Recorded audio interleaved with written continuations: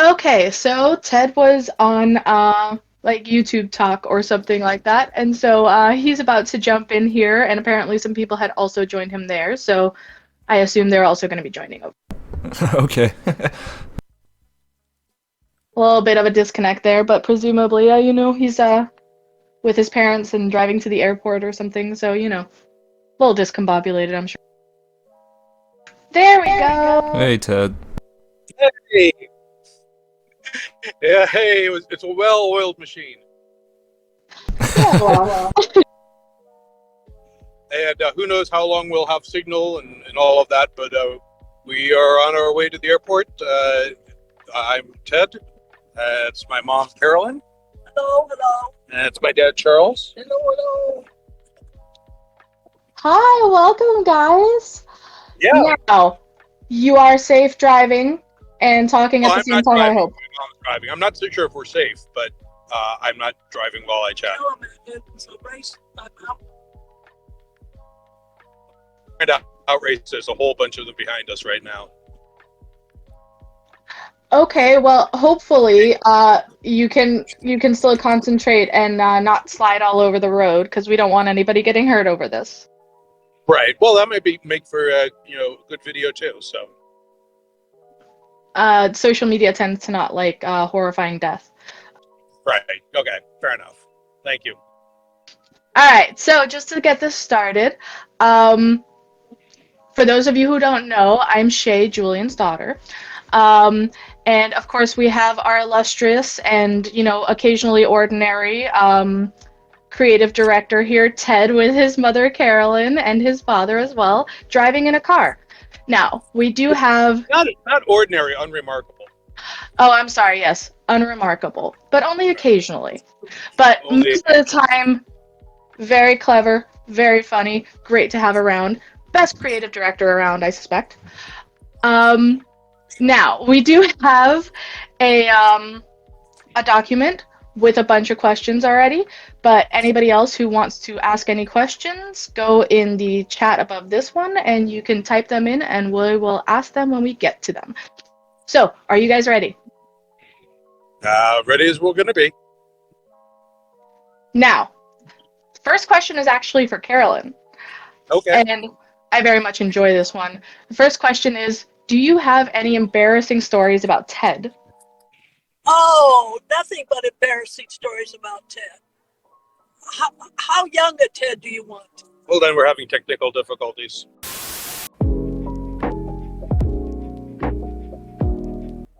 Just kidding. I'm thinking we want to maybe go into You want to maybe go teen junior years. high or Like teen years are high usually the most school? embarrassing. I'm sorry. Teen years are usually the most embarrassing, I so don't let's know go there. that any of them are, from Ted's point of view, very embarrassing. But I do remember, I think it was in high school, and one of the neighbors called and said, Ted's sitting on the roof naked. And I said, well, do you know why? And they said, well, you're his mother. Why don't you go ask? And when I got up there, I realized why. He was throwing up. So I thought that the naked Ted on the roof throwing up would probably qualify as one of those events you're looking for. That is definitely let's say interesting. Was he okay? Was he sickly? Sure. He's here to hear the story. That's at least true. That's pretty good. That's the best we can ask for, at least. Now, I don't think I was ill. I think I was drunk. Well, yeah, that's what I meant. He had too right, much how old was he at this point? Yeah, he just had too much medicine. It was the only time in his life that's ever happened. You know, he's a teetotaler. Like all of us. Of course.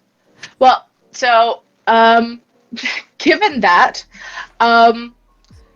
this actually might be a bit of a pivot, but the next question would be whether or not you can tell us about the language skills and how the language skills and the guilds present in the Wayward Realms, and whether or not there's going to be any drunk speak or throwing up can also be part of that question, of course.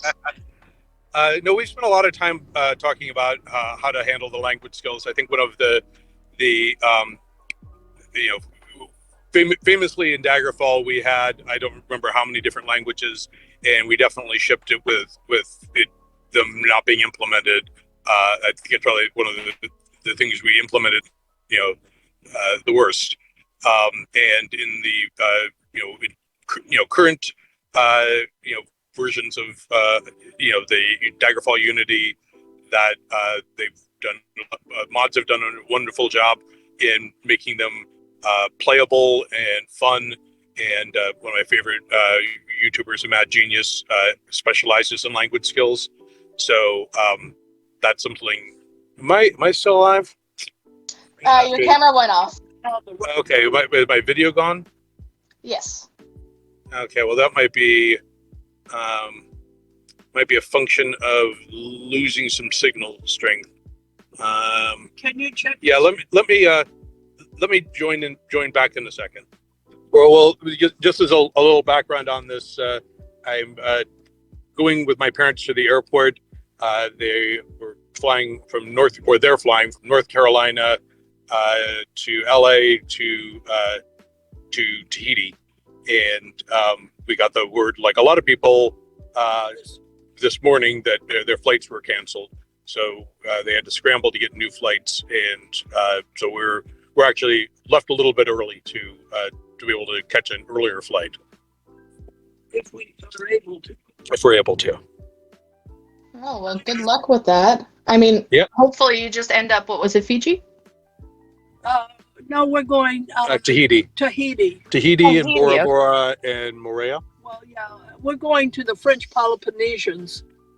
So they're gonna visit Gauguin's old place, and no, Gauguin's burial site and Jacques Brel's burial site, and the home of one of the writers who did Cane Mutiny. And then we're going to the island that Marlon Brando bought, because when he was shooting Mutiny, he liked it so much. Wow, so you're doing almost a historical tour for Christmas, huh? Art and literature, and always a little history, but a lot of art and literature. That's perfect. We love all those things. I'm assuming that is part of your love of art and literature is kind of what led Ted to where he is today, huh? I never know what influenced Ted. Yeah, but there's certainly some we're all big readers in the family, and we'll spend a lot of time discussing history and why this king did that and stuff. My mom taught English literature and history for years, so it's certainly a common subject. Must have been very inspirational, at least. I think that we can at least see the kind of inspiration from the writing that you've done so far. Whether you begin your parents or you go with some of the things, I think most of us do a little bit of both. So, for example, you're a real slow driver. There's a reason. Besides the fact that I'm running the trying to run the phone in two directions.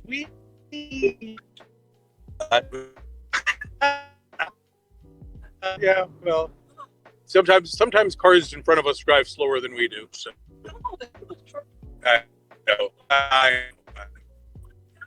anyhow, just some little more action in the video call. Of course, this will make for a very interesting video later on. We can't have guys probably be shows, so there is a decent amount of lag on the line, FYI. So I believe that we might have to have you reiterate some of the answers for some of these things. North Carolina right now. Yeah, we're in rural North Carolina right now, so it's definitely even going to be worse than my usual signal, which is famous. Oh yes. Now, that being said, we can at least try to answer some of the questions and then see how far we get. Okay.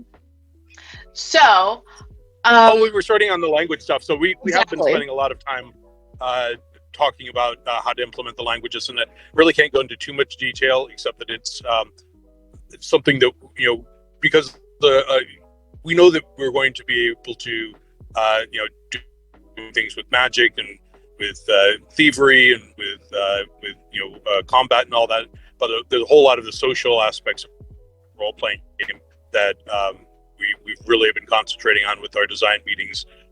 So language and making that to a thing where you might know some dwarfish, and there are common languages that everybody speaks, but if you know a little bit of that, then it's going to help out with your interactions with them, and you might also pick up maybe they're doing some link behind you, so it's the equivalent of real life of okay, well, if you speak the language of the people that you're having some sort of mercantile deal with, then you'll find out if they're ripping you off, or or you can a little culture to make sure that you're getting the best deal. So that is also how the language kind of ties in with the representation of the guilds and everything in the Wayward Realms, as per the question. Oh yeah, absolutely. And I think we've talked a little bit about how I've mentioned dwarves and how they are particularly big on the sea game. So they're big into trade and whatnot, which is obviously useful to a bunch of different type of characters. And there's more than one. It's not like one shipping guild or whatever, because there's competition. And you'll be able to kind of see some of that competition if you end up knowing Dwarfish or any other language that might pertain to any of the guilds. You'll get additional depth into it. I mean, I think part of the trick is that there are people who just want to be a fun game for them, but if you're somebody who also took that as one of your skills, and you spend your time, then you're find that things are not always as they seem. So it's always like peeling. Very cool. Now, this also ties a little bit into the next question, which is how similar will the Wayward Realms be in terms of questing and storytelling to Daggerfall? Pretty different. Especially because this person who wrote this question also mentions that they always had a problem with the Daggerfall, is that you never really get into a quest line because you always just end up going into random dungeons instead. So whether or not the quest lines are going to be a little bit more kind of engaging. Oh yeah, no, I mean that's certainly the plan. I'd say that there are parts of it, and when we were putting together, we kind of had our design pillars. So we said these are the things that if we're going to be doing a spiritual successor to Daggerfall, that fans would want to be able to see, in the world.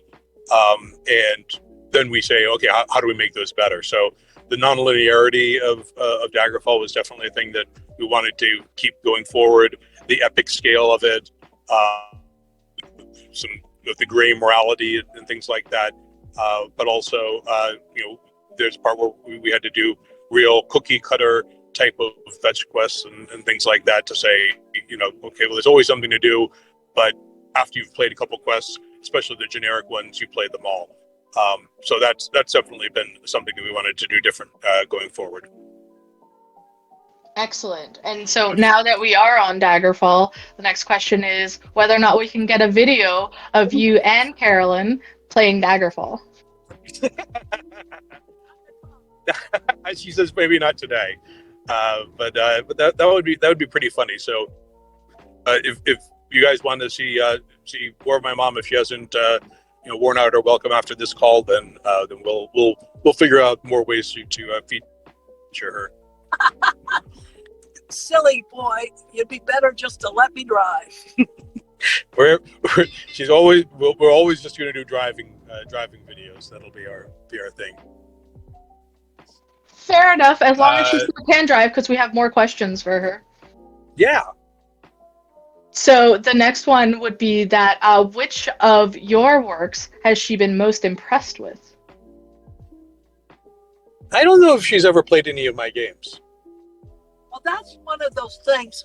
Let me tell you, His younger brother was a national swimmer, and I don't put my head underwater. All I do is walk along the side of the pool and yell, "You're going to drown, get out." And he swam faster and faster, I think, to get away. Well, it's a little bit like Ted in games. I play games, but I play bridge and chess and backgammon, the old-fashioned games. So it's really amazing to me that he got into gaming like this.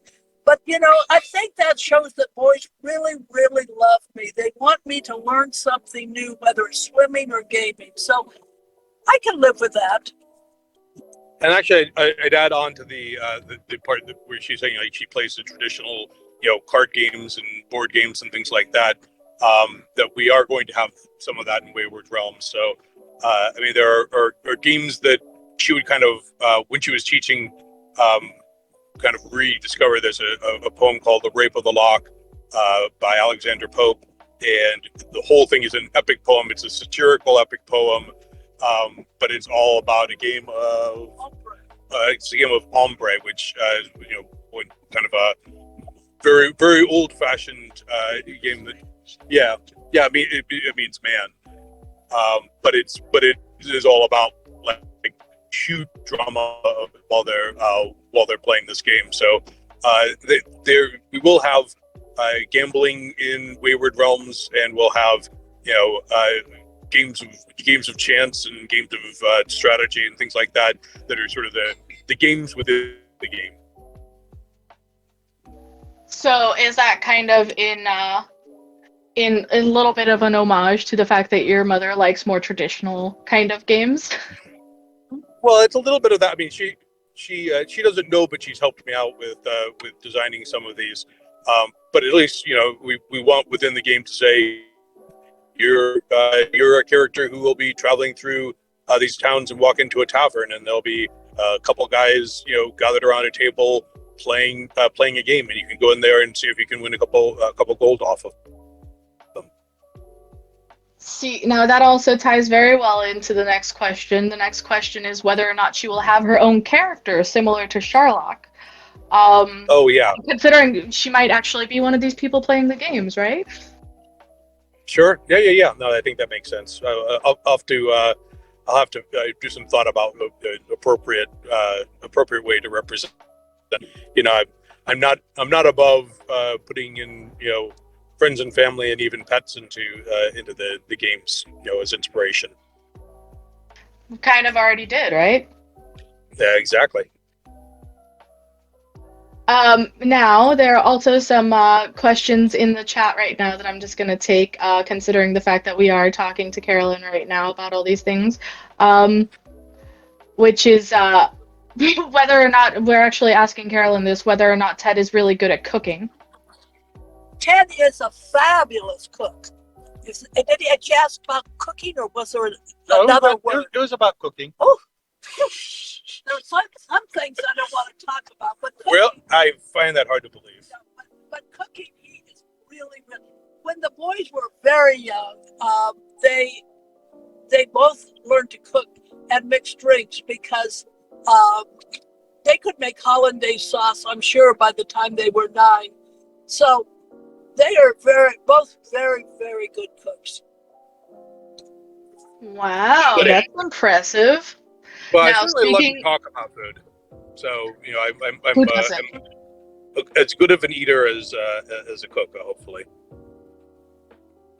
Okay, well, like in that same kind of like sphere of things, on a scale of utter chaos to orderly to the point of concern, how was Ted at keeping his room as a kid?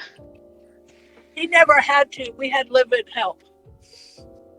I don't. And I still don't. I mean, I don't think I've maybe I've made my bed once or twice, but In your lifetime. in my lifetime. But you're just gonna get back into it. So it seems seems a little pointless. Well, I will tell you one thing that Ted is very good at that has something to do with order and keeping your room clean.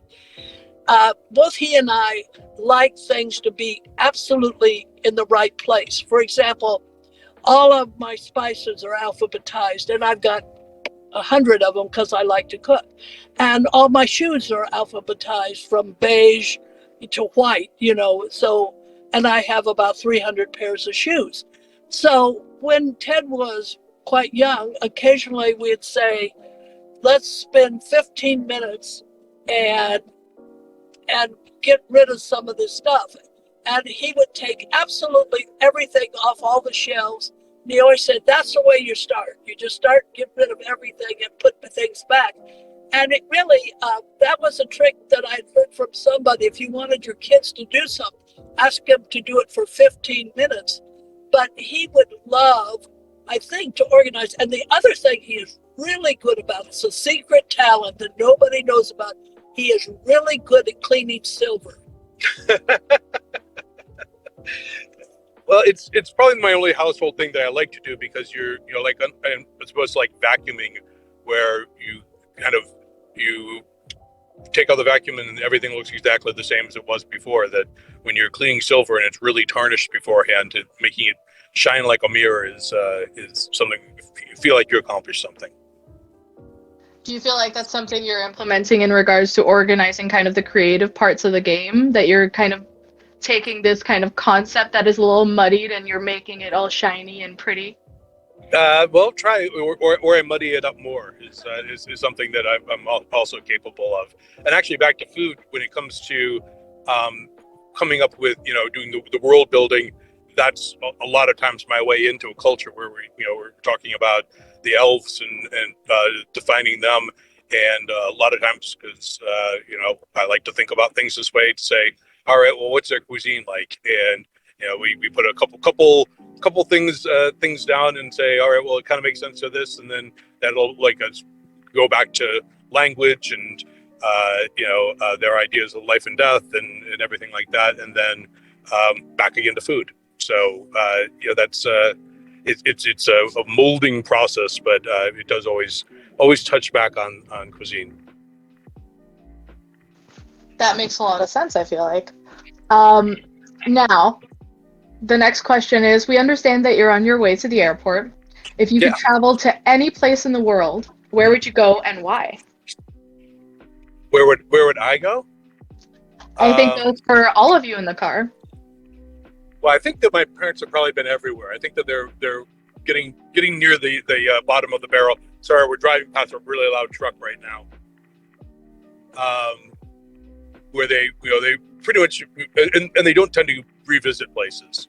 So it's this has definitely been a trip that they've been thinking about for a while. But we'll obviously revisit places like England a bunch of times, and visited different locations, and Italy and France, and there are places that we've done multiple trips to. But I think that probably high on my list of places that I've never been, but I would really love to go to is because you've been to Greece before, right? I have not, no. Oh, that's your sister.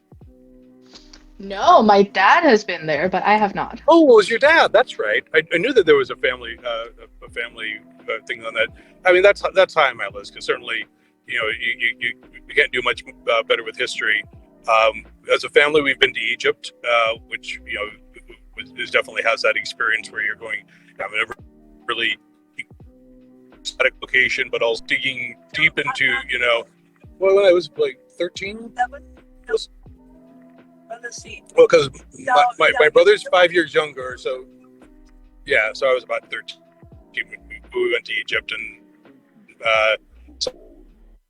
sometimes like they were saying about the doing the history of the French Peloponnesians, and that's a. I'm sorry, can you hear me at all, or is this loud? Yeah, you're cutting out on occasion, but other than that, we're okay. Right. Okay. Well, it's not us. Okay, that must have been very magical as a kid as well, to go to Egypt, I imagine. So is that the thing you want to go to the most? Oh, sorry? I want to say something about philosophy. Really, we took the boys, as Ted said, to Egypt, but we also took them to Russia.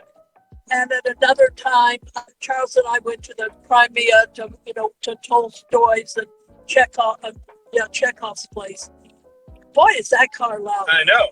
But anyhow, what occurred to me is that any chance you have to travel, even if you have no money, you should, because I'm not sure anybody will be going to the Crimea again in any time in our future, or even Russia, because Egypt, we went right between two coups when they killed two different prime ministers. So I think the important thing is absolutely seize the day. I know that's trite, but going off now, I think, this is travel is never easy. Travel, I stay home. I know the way to everything I want to do at home. But I get lost, and sometimes we, like in Spain, would go round and round a circle until we could read where we're supposed to go, and then we pull into a bodega and have a glass of wine to celebrate we got that far. But really is scary to me to think how many for either disease or TikTok. You guys are cutting out a lot right now, so hang on. Let's just see if we can reestablish connection a little bit better. But I think your games really do that. There's an element of travel and adventure and the unknown. So probably a more modern and the only idea of traveling through a book. Now people are traveling through a game. So I applaud you guys. See, now those are very sage and good words. Now she went from quoting Emily Dickinson to Judge Judy. I'm sorry about that, guys. We're just getting my dad on standby for when and if the signal should drop. Yep, which is inevitable. It is cutting out a bunch more right now than it was before, unfortunately. All right, well, I'm going to log off, but if you want to jump in as the next family team, that would probably be a good time. Okay, I mean, we still have plenty more questions for you, so, however long you can stay would be absolutely amazing. But, Okay. If it's too problematic, then, of course, understandable. Yeah. Also, we're getting closer to the airport, and I probably should be making sure that we're not missing it. Okay, fair enough. You jump out for now, jump back in if it's possible at any point, and I will see if we can get my dad in here. All right, perfect. Thank you, guys. Thank you. Merry Christmas. Merry Christmas. Okay, guys, so I am going to work on getting my dad in here as a little kind of bonus situation. So if you guys have any questions for him, let us know, and we will see if we can get Ted back on at some point to answer some of the other questions. But yeah, if you just hold on for a little second, then we will see if we can get my dad in here. I personally thought it was great. Carolyn had a lot of really sage words for us, I think. Well, she does have that, but I wasn't sure if the signal was so bad that if you had every 3 words, then it might be something else. You might be online coming up with completely different sentences if they're not hearing every word. Maybe it'll be better. It could. Well, there are. I could certainly think of lots of times where typos or something like that. Actually, I'll give an example. We updated about on Coco and giving out toys to to children, and when Victor was about to post about that, he sent me the text to say this is what I was going to post, and he put something in there that made it sound like he wasn't giving toys to every child. And I said, I don't think you meant to do that, but I like that better. That she gives toys to every 3rd child, because that's a little more reasonable than Santa Claus, where you're not going to have time to eat, and some of the kids are rotten. So she's a little choosier than Santa Claus. So that's those times when those typos or misspeakings come up with something more interesting. That does sound like a much more reasonable kind of conclusion to come to Right. rather than expecting them to go to every child on Earth. Yeah, exactly. So, Speaking of Christmas, should I go ahead or not? Are we all? sure. Well, I'm not on video right now because I'm paying attention to the map. Yeah, but we're on speaker or something. Yes. Okay, here's a something you might not know about Ted, but it might in fact affect who he is. But we never told our children. You were talking about gifts. We never told our children that there was a Santa Claus. I always figured when I lied to him, it was going to be something more important than that. Plus, with my politics, I don't want anybody to think you can just give free things. If I give them something, I want to know them to know who spent the money. But anyhow, when they were very young, we'd go out to lunch and everybody would say what they want. And then the boys were given money and then they went to Children's Palace or Toys R Us or whoever was close and bought all their own gifts. But here's the big secret.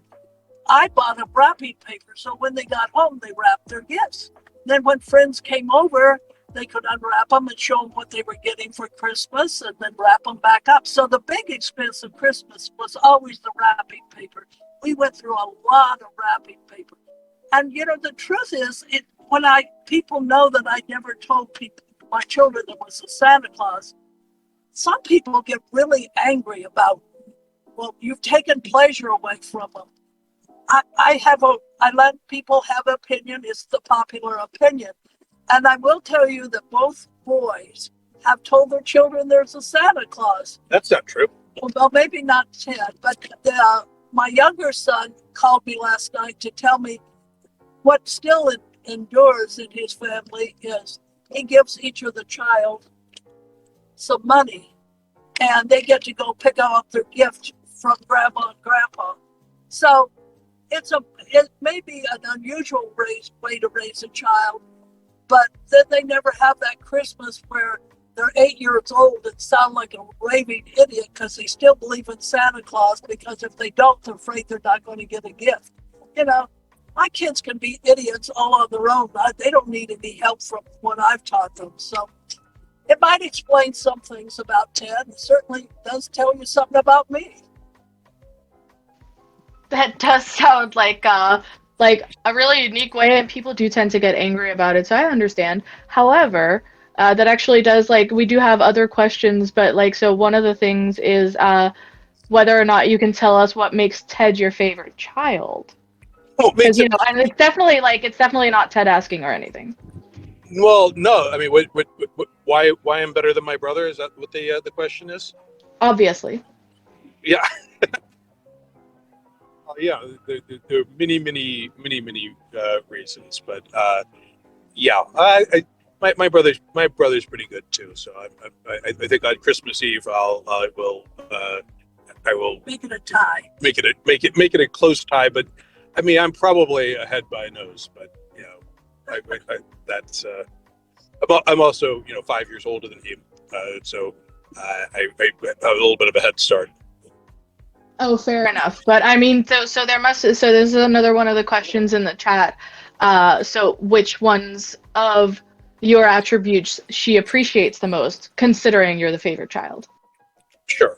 Okay. What of my attributes do you appreciate the most? Well, honestly, there's too many, but let me tell you two things I absolutely adore about him is his sense of humor.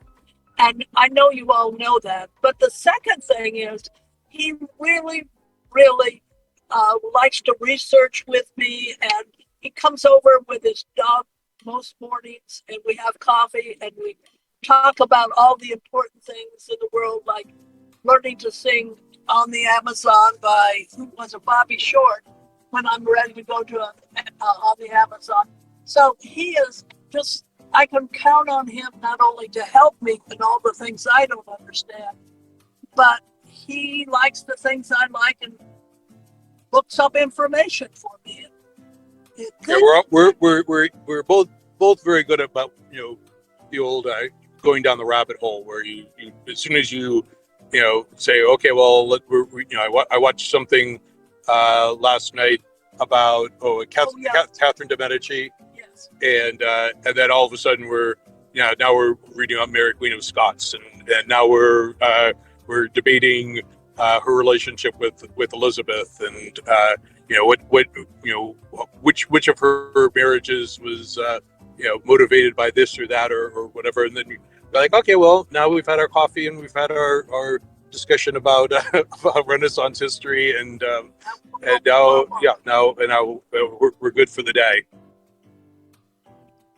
So what you're saying is like, so Ted, you take after your mother mostly. So you guys are very similar. Yeah, no. I think that again we definitely have our differences, but we know where our interests lay, and we lean into that. Well, I will tell you, speaking of difference, when Ted moved to Newburgh, we had a list of to-dos and not to do, and at the top of the list was don't talk politics. So I think vive la différence.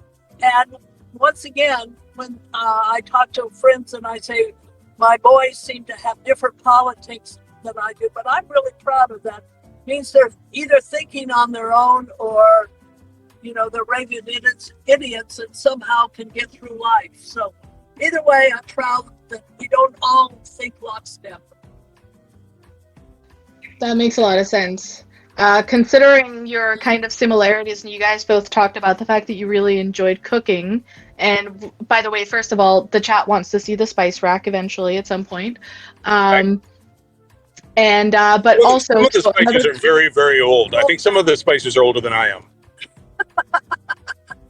Well, so one of the questions in regards to like, so if Ted, if you have a signature dish and if Carolyn has a signature dish. Some of the spices are from travels where I enthusiastically bought a lot of spices and never have used it. I have so much lemongrass that I could build a house with it, so let alone anything else. But we like food. Yeah, I was saying, but would you say that you have a signature dish? Yeah. I mean, I think there's certain things that you make frequently, which is steak diet. I will tell you what I do that other people seem to be somewhat intimidated by. Are you watching from the airport, honey? I am now. Yeah, okay. I make soufflés. I put dessert soufflés, spinach or broccoli soufflés. And when the boys were young, there was a dish I made, and it always included like a broccoli soufflé. And the boys would say to each other or to me, "I guess you really made Dad mad. You're making his favorite dishes." So, cooking is a way to celebrate and a way to apologize. As far as my signature dip, I pretty much, I'm always in the mood for chips and dip. So that's a thing that, and I don't know if it was a signature dish because we always want to try to do something different. But that when I'm not sure what I want to eat, it's probably chips and dip. I will tell you that when my younger son was in private school, in high school, they were all bragging about the fried chicken at their house. And every kid swore that their fried chicken was the best. So I think there were 5 people who brought fried chicken for the cook-off. And I beat out all the furnished the other fried chickens that were in the contest. So I would say my fried chicken probably reflect my roots. Oh dear. Oh dear is right. Well, considering we're talking about all these common characteristics that you guys have and how Ted is your favorite son and all this stuff, so Ted, this is another question for you in regards to that. Is Carolyn my favorite mother? Huh? Is Carolyn my favorite mother? Is that the follow-up question? Obviously. No. But what characteristic of your mother's or your father's inspires you the most? Well, no, I think that when we were talking, when she was talking about the interest in research and knowledge in general of just there's well, we certainly recognize that there's garbage knowledge out there where you say like, oh, knowing all the words to some random song or but those type of things are also not things that we don't there's no such thing as what do they call it, a guilty pleasure that you say, I know that this is important stuff. I I'm not great at doing multiplication, but I do have the brain cells otherwise occupied with this this ridiculous trivia from way back when, and being excited about sharing it with other people. So I think that's a good characteristic which I definitely am inspired from both of them on. Speaking of travel, my dad would always write songs or stories about our trips, and having that be a way of kind of keeping track of what we're doing, but also trying to amuse one another. So I think that's the sense of humor, the interest in research, and certain kind of yeah, we're about to pull up to the airport, so I think I probably ought to drop the call for a few minutes while we get ourselves close. Okay, fair enough. Thank you guys so much for your time. Oh yeah, Jump in absolutely. if you have time again. Yeah. And have fun, safe travels, of course. All right. Thanks, darling. Appreciate it.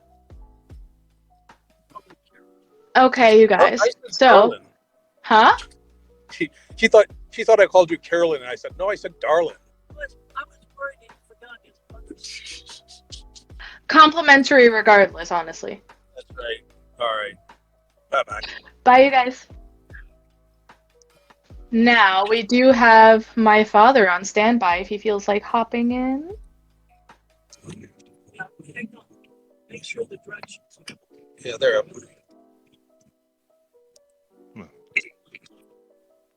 Well, first of all, I don't know if it's necessary for me to hop in, given my memory. And also, it's kind of hard to top this whole thing, honestly. Oh, I disagree. I have many, many questions about you and your family and everything because I obviously know nothing. You already know all the answers to that. Besides, my memory is so terrible that I make for the worst AMAs. Well, there is already a question for us in the chat, it seems like. Let's just see what that refers back to. Oh, it's what do we want for Christmas? I think. Oh. Yeah, so I'm assuming in this case it says, Ted, what do you want for Christmas? Carolyn, has Ted been a good boy this year to deserve getting it? So I'm assuming I'm Ted in this scenario. You're Carolyn. So you know what I want for Christmas? I want a very specific thing, and it's this. I am obsessed with it. It is the best drink of all time. So now you have to kind of like decide whether or not I deserve that.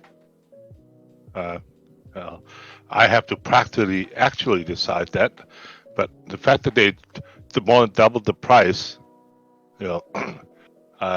makes me just send you back on the hunt for something that's, not priced like it's liquid gold. That does make sense, but I think I do deserve it at least. Sure. No, I agree. But $3 plus a bottle, that's for water with some flavor in it. Very true. That's difficult. Yeah, well, okay, at least now that we have you and it is the holiday season and all that stuff, can we ask some holiday-related questions in regards to any of the previous kind of game developments that you've done? Is there anything in particular that's been kind of holiday-themed that you've come up with for any of the previous work that you've done? No, this is why I make it terrible. To make terrible AMA. Either the answer is no or I don't remember. That is fair enough. But again, if anybody on the chat has any questions for my dad now that he's here, might as well.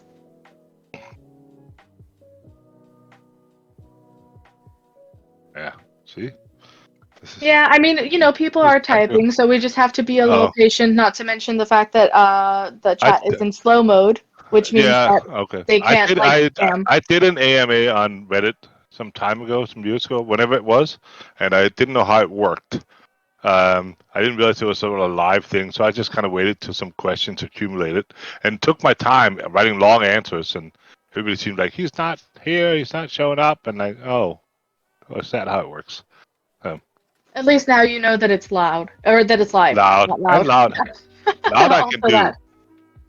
Well, so one of the questions that just popped up is whether or not we argue a lot, and if we do, what was the most recent argument?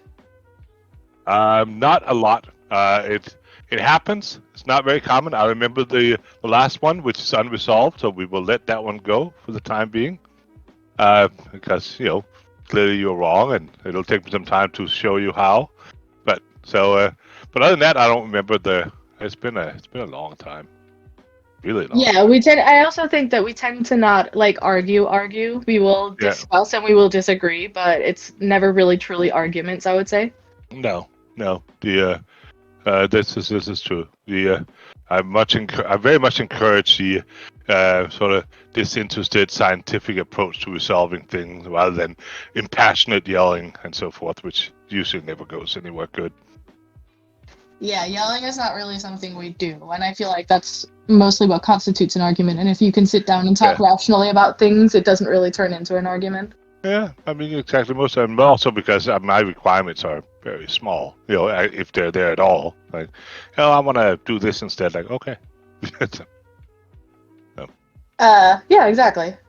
So yeah, no, apparently, they're asking the most memorable request from Santa that I asked for as a kid. Now, I don't know if I ever asked for anything from Santa. no, Did we never. even do Santa when I was a kid? Uh, No, it's because like Morgan was really sort of insisting on like asking me very early on, does Santa exist? Well, it kind of is a concept. You always say blah blah hand waving. No, no. Does Santa exist? Yes or no? Is he real or not? Like, oh God, how do I? And I try to be loud and finally like no. Like, okay then. All right. So that was the end of that. Yeah, and I was born after her, so I assume Yeah. that whole Santa thing was resolved by the time Yeah. that Yeah. this discussion Exactly. had happened. Right, you can't really pull it off when one of your daughters like, this isn't real. Okay, but yeah, I couldn't wiggle out of it. I kind of wanted to persist because Santa Claus is kind of fun, it's cool, but I'm also not gonna lie about it. If it's asked directly, like, okay, yeah, no, it's just a thing. But I try to come up with the idea of an abstract construct that he's real in the sense that the idea of Santa and then the feelings and emotion, the motivation behind it, and how we look at it, and so on. That's all stuff that's real, right? But that wasn't good enough. Well, that's nice at least, I feel like. So you and Carolyn kind of have that in common, right? Yeah, it's a difficult question because I like Christmas and I like Santa Claus, and I can deal with the fact that Santa Claus isn't real and Christmas is just a ongoing thousands of years old tradition of winter solstice. But I still like him. But it's difficult to explain to a child because we are kind of Fair inundated with the enough. Santa Claus stuff, and I like Santa Claus stuff, Santa movies and Christmas stuff, and Well, so another thing in regards to kind of arguments and all that stuff, one of the questions in the chat is, what's the thing that you and Ted disagree on the most in regards to the Wayward Realms? oh boy, gee, I don't know. I think the biggest and first and foremost thing is the name itself. That's sort of where it starts, and then it goes on from there. You want to And elaborate on the name thing? yeah, I don't care for Wayward Realms very much. I don't think it's a good name, but everybody else likes it, so it's not a big deal. Like, fine, whatever. I just And think it it's sounds like kind a of you problem. yeah, pretty much. But I don't think it's interesting. Right? It's just not interesting. It doesn't tell me anything. It doesn't. I mean, I hear it. Like, okay, well, it's a name, proper noun, uppercase, first letter. Got it. Doesn't do anything for me. And there were a lot of also. There was a good amount of disagreement in the beginning of the amount of how much it should relate to and all Earth history, like our actual history, how much, if it should it be like set in the actual history or a parallel universe that sort of where we can use history and so on, and I was somewhat, despite loving history and so on, I was somewhat strongly opposed to that, and nobody else was. So another one, it's usually just me against everybody else. So and Oh yeah, considering the kind of history of the Wayward Realms, at this point at least, I mean, it is very much unique, right? So yeah, and it finally kind of drifted off to be its own thing, which is good. But it's yeah, and I tend to not insist too much. I mean, I'll fight battles I think are really important and worth fighting. If they're not that big of a deal, you know what? It's fine. If it's not worth starting a whole thing. Not everything has to be my way or somebody's way. It's fine to compromise because eventually work with something long enough, it takes on a life of its own and becomes unique, just like this has. So I'm not too worried about it. But there are a lot of connotations and expectations, and once you start mixing real stuff in it, it locks you down in ways that it becomes troublesome, and you add a lot more baggage and constraints that won't really serve you well. I mean, if they add a lot, great. But in this case, I didn't think they really did. So it's just like, we're making it harder for no apparent reason. So yeah, that makes a lot of sense. There is a specific Wayward Realms question, which I am uncertain as to whether or not you'll be able to answer, but we will try anyway, as to whether or not it'll be nearly impossible to traverse on foot, like without fast travel, like Daggerfall was. it will be, yeah, no, you're not gonna do that. It's. I mean, well, I suppose you could, find something to hold down, or tap something that holds down your key, or some stuff that holds down to move forward key. Hope you don't hit something. Leave your computer on for a very long time, and try to plot it out so you don't hit water or volcanoes or whatever. Then quite possibly it is possible, but probably not something you want to do other than just for the memes. The and also that's not really the purpose of it. The reason for doing scale like that is to have a sense of scale. One of the many issues when you play a role playing game, right? It's like the fast travel makes it so fast to get around that you feel, I'm going out into the wilderness and find this long lost thing that's been lost forever, and trekking through and then pop back to town in 10 seconds, right? You don't feel that you're really off somewhere exploring. But then on the other hand, if you make it difficult, then the game quickly becomes tedious. Right, so because I know you can go back and sell this stuff I can't carry anymore, whatever it is. Like now, I gotta schlep back and travel forever and ever and ever, and that's not fun either. So it's this idea of fun, but also get the sense of scale. So it's going to be some fairly tricky combination of having the scale, having it actually be there, being able to really use every square centimeter of it out there, but also not have to deal with it. But still put enough of it there that that it's not obnoxious, but enough to where you get a sense of, I actually went somewhere. And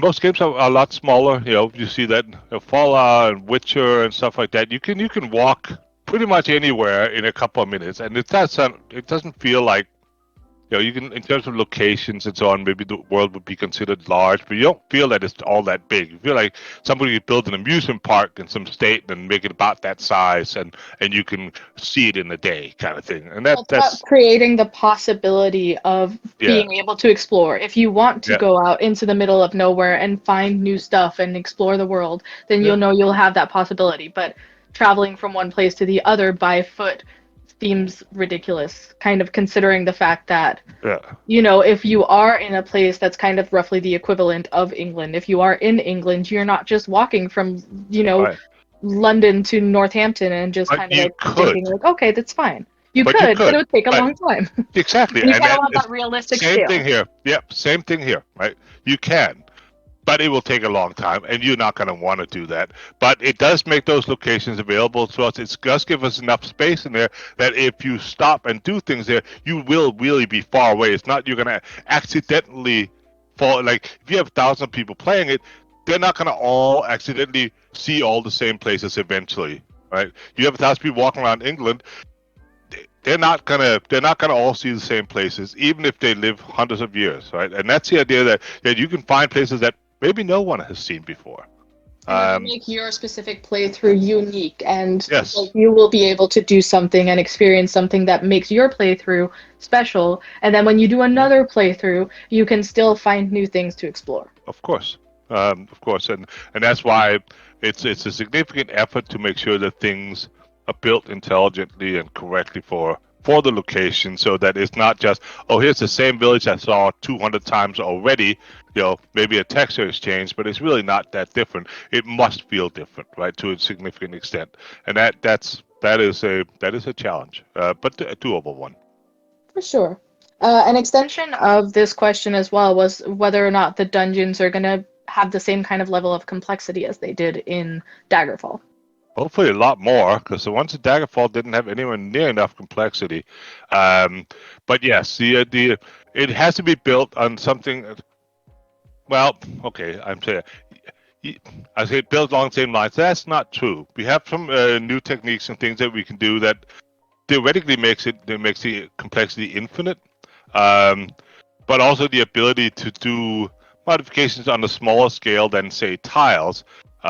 It's possible to modify walls and ditches, trenches, in terrain in such a way that you can modify heights and water levels, lava levels, and things like that. So it will remold or resculpt the actual geometry while still respecting the tile-based nature of it. And the tile-based nature is also different from Daggerfall in that we had pre-built tiles.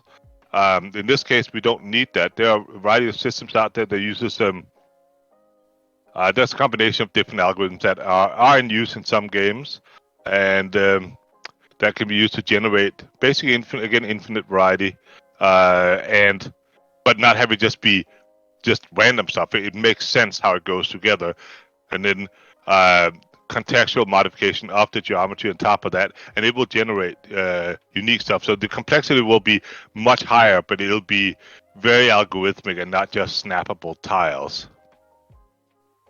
Makes sense. Now, doing a little pivot to the next question here. Your favorite Christmas traditions? Well, the presents, obviously. Obviously, yes. Yeah, I mean, I don't get Christmas presents or give Christmas presents anymore.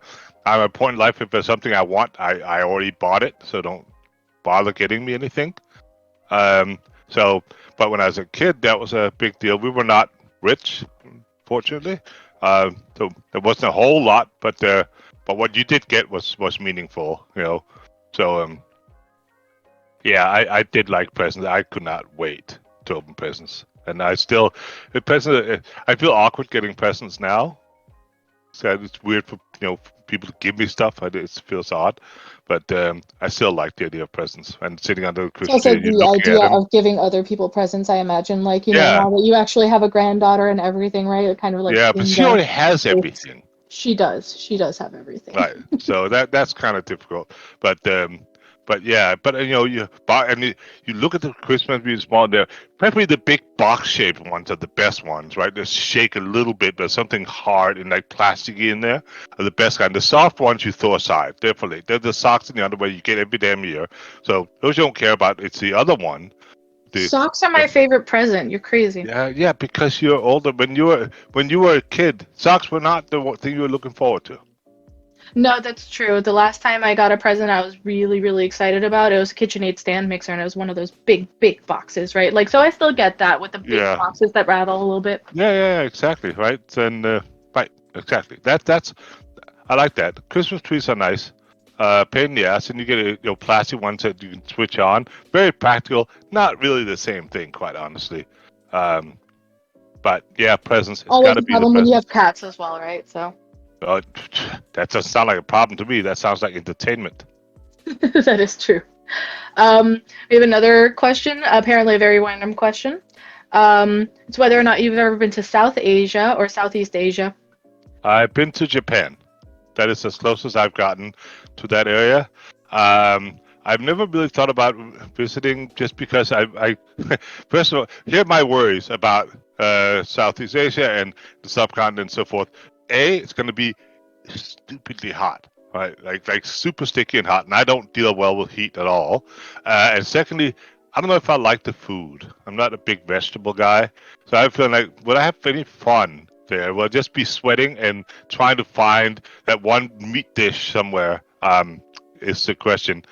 Well, you're Not. lucky enough that it's extremely varied, right? Like it depends on where you go, and Oh, also I'm sure. even different I'm regions sure. in the Of same course. country, right? I'm But sure that I'm completely exaggerating in mine. It has no resemblance to reality at all. I have not been there. I guess, and finally, the thing is that it's far, right? I've already been all over the world, and so one of the reasons like I don't go to Australia. It's like or New Zealand. Everybody says it's amazing, it's fantastic. I've seen Lord of the Rings. I believe it, but it's far. That's a long flight. I don't care how beautiful and amazing it is. If I've been on a plane that long, I'm gonna be angry when I get there. Right, and that's so. It's just a long time to sit in a flight for a few days of, what may actually be great. But I just don't know, and so I use my ignorance at the moment to kind of come up with good reasons why I haven't. It's not out of the question that one day. well, Oh you're no, also wait. very Oh, tall, and and yeah, flights are uncomfortable for you in very. general. So Yeah, I do not fit, and I mean the seats are not even as wide as I am. But I do want to go to where did I want to go? Bhutan. Bhutan. I really want to go to Bhutan a lot. Yeah, you've I've been always talking about that for like 15 years. yeah, or longer. I really want to go. I want to go to Bhutan, and I want to sit on a rock somewhere. And there's like 3 people in that country and a couple of yaks. That's it. And I'll sit on a rock, and I'll sit there for a few months and just chill. No electricity, anything, and just It's interesting for someone who's as tech oriented and who I spends so know. much time doing like programming and sitting in front of a Yeah, computer that I the know. one place you want to go in the entire world is the place that barely has electricity. Yeah, actually, they do. I've been told. I say barely, but Yeah, fair. it's Yeah, but I mean, yeah. And I would probably, and after like 3 hours, I'd probably be okay. This was not the greatest idea. I want to go now. But probably. in my mind, it sounds wonderful. It very much does. A question here. So it's which games do we enjoy playing together or against each other, and most memorable win or defeat? Now, Right. we used to, like, I tend to just kind of like, I play very much for the chill of everything, and so I tend to enjoy watching other people play video games a lot more. And so we used to do this thing where like my dad would play on the screen and I would sit with like maps and stuff on like a computer or a tablet and I would be like, okay, yeah, if you turn the corner there, there's a treasure and we would do like 100% runs of Yeah. everything. But the one game that I think we played the most was Resident Evil 4. I think we played through that like 50 times I at played that a least. lot. I love that game. But I think the games we played Borderlands 2 together. Yeah, we did. That's true. We Uh, never finished uh, though. no, we didn't. And also, Oh, we used to there's play some. Battlefield a lot. Yeah, but I have thousands of hours in that. But the game we talked about, State of Decay 2, because there's a co-op mode. I really want to play the game. I love watching that game. I really like that game. So I want to try to get, and also with 3 on the horizon. I want to play State of Decay 2, and that we'll probably play that co-op. Yeah, we were just talking about that the other day, and I am always willing to play stuff with my dad because we always have a lot of fun with it. So, Yeah, uh, but I think that like most of like we haven't played a whole lot of stuff kind of like no, cooperatively. It's always been me kind of been the navigator in the background, and you've been playing the video games, and true. like that's kind of been the way that we've done it. I also don't play a lot of games. I mean, when you make games, at least for me, I don't play a lot of games because I've spent all my time thinking about making them, and then usually if I need to look at a game or there's some game come out, I have somebody I work with play it for me, and I'll watch them play. Like, okay, go there, try. How does that work? And okay, then so it's rare that I play. Yeah, Battlefield obviously a lot. StarCraft I played a lot, and so on. There's some games I've just played a lot, but yeah. But State of Decay 2 looks like the next thing that we're gonna play. Oh yeah, like ASAP probably. Yeah. Also, so kind of there was also so what was the first game that you introduced to me? And actually, I think it might have been Daggerfall. Ah, oh, that's just, sorry. Um, yeah, that's probably true. I definitely remember when I was a kid. We had just moved back to Denmark around the time that Daggerfall came out, and I remember you either sent or you visited, and you brought like the box, like with Daggerfall and everything. And I remember I always had that box, and I remember playing that when I was a Yeah, kid. So I think that was actually the first thing I was ever introduced to, and I was 5 when it came out. So yeah. that seems about right. I have a copy. It's in storage somewhere. I have Daggerfall and Arena and some of the original Terminator games and so on. Maybe we should bring those out and put them on the shelf here now that we're cleaning up the office. It's not what my office used to look like. It's like green things hanging, which is a new concept. They're not real, of course, because nothing can live in here. But still, it looks more like a thing. So yeah, maybe we'll Yeah. get some of the games out. I think I can stand to look at them now after a few decades. Yeah, we also have some very like beautiful some of the OG posters and all that stuff from I think Battlespire Oh especially yeah, was one of the posters yeah, it's right. I that we can will see it. eventually be hanging up and stuff, and they are like beautiful. Yeah, So I have that. eventually we'll probably make that look all nice. Oh yeah, let's see it. That is See nice. now, it's a really nice piece of art, and you can kind of hang that stuff up. Yeah, So Mark Jones did that one on the old SGI. That's looking graphics. Because I forget what the system was called then. But it was we invested in a couple of workstations when we did Daggerfall to build our 3D models, and it was so expensive back then. Now then, of course, it's a whole different thing. But yeah, and so that was one of the first things I had to make for Battlespire was that poster just as an inspiration and put something you put up in the office, kind of hey, here's a product. I always liked that poster a lot, but I remember going over with Mark like we went through so many iterations of that. We had different hip ideas, literally hip ideas hip ideas. Yes, about the shape of the hips. yes, exactly. Okay, fair enough. Um, is that anything that you're kind of looking forward to in regards to kind of like having kind of office art and stuff for the Wayward Realms that you think might be really cool to hang up? Um, yeah, I mean, there's nothing better than get good art design sketches. So 'cause it's super inspiring when you can look at an artist rendition of something like that's what we're building, right? And you can sit and if it's good and it's detailed, you can just look at it and kind of go there, and it makes because that whole idea of games programming is that you're creating that, and then you get to walk around and explore it, and it becomes a thing, right? So when you start with that painting or that drawing, that's a really good place to start. Also, they do it for movies and so on. It tells everybody this is what we're doing, this is what we're building. It's a really big deal to get, and it's important to do that first because it sort of sets a tone for everybody, and we all kind of know what's happening, and it's inspiring as well. It's always good. So, but it's Yeah. neglected sometimes, but it shouldn't be.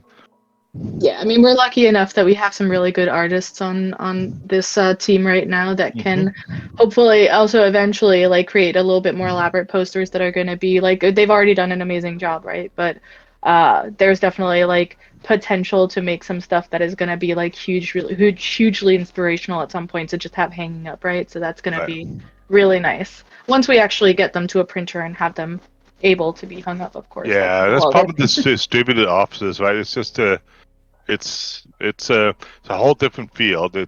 Nothing like working in an office together as a team. But since you can't have that, you're gonna have to sort of do more in other areas to keep the team coherent. It's kind of Yeah, a for shame, but now it's at just least. it's a reality. It's going to be the reality from now on. It's not going to be in a big office anymore. We certainly won't. That's just how it is. It Well, it makes everything a depends. little harder. I think, eventually the hope is that we will be, but we will see once we get to that point, of course. Yeah. Um, that being said, though, I am not really seeing any more kind of coming into the chat, Okay. and I am not hearing anything from Ted in regards to being able to come back. So Okay. I think we might stop for today unless there's anything else in the chat that anybody wants to say, but otherwise we are probably going to cut it off for today. All right, great. Thank you guys very much for joining us, and thanks, Dad, for joining. And hopefully, you guys got a little bit out of this. Well, I didn't miss the beginning, and I thought it was excellent. It was the part I heard. So I'm going to go back and listen to the recording. It was actually quite entertaining.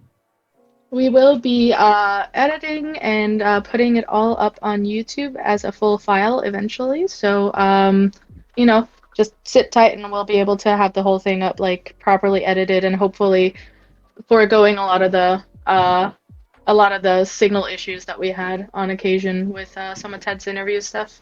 Yeah. Anyway, thank you guys so much, and we will talk Thank to you you. soon. Bye. Bye.